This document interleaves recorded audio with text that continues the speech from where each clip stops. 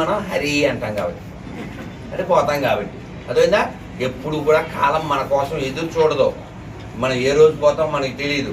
ఎప్పుడు మనసులో గుర్తుపెట్టుకోండి, రేపు చేద్దాం అని అనుకున్న పని ఇవాళ చేయాలి, సాయంత్రం చేద్దాం అనుకున్న పని ఇప్పుడు చేయాలి. అదేవిధంగా now or never, just do it. అదవుతుందనా మంచి పని. 10 ఏళ్ల తర్వాత మనం గొప్ప పొజిషన్కి వెళ్ళాలని ఇప్పుడు అనుకోండి, దానికోసం ప్రయత్నం చేయండి. ఈ దేశం కోసం, ధర్మం కోసం ఎన్నో లక్షల కోట్ల మంది త్యాగాలు చేశారు. ఈ దేశాన్ని నిలబెట్టుకోవాలి. ఈ దేశం ప్రపంచంలో ఒకే ఒక్క గొప్ప దేశం, అందరి మేలు కోరుతుంది, అందరి హితం కోరుతుంది.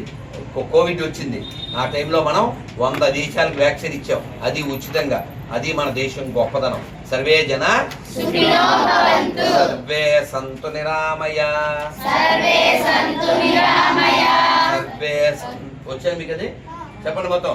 సర్వే సంతు నిరామయ, సర్వే పశ్యంతు మా కశ్చిత్ దుఃఖమాప్నుయాత్. అంటే దాని అర్థం ఏంటి? సర్వే సంతు సుఖినః అంటే అందరూ సుఖంగా ఉండాలి. సర్వే సంతు నిరామయ, ఎవరికి రోగం ఉండకూడదు. అదవుతుందా? సర్వే సంతు మా కశ్చిత్ దుఃఖ భాగ్యవేద్ అంటే ఎవరికి దుఃఖం ఉండకూడదు, ఎవరికి రోగం ఉండకూడదు. భద్రాని అందరూ సెక్యూర్డ్గా ప్రశాంతంగా ఉన్నాయి. ఎంత గొప్ప లక్షణం అండి. మా దేవుడిని నమ్మితే నేను స్వర్గం లేకపోతే నరకం అనేటువంటి దరిద్ర భావజాలం మనకు లేదు, అది ఉండకూడదు. అటువంటి దరిద్రులతో మనం దూరంగా ఉండాలి. ఈ దేశానికి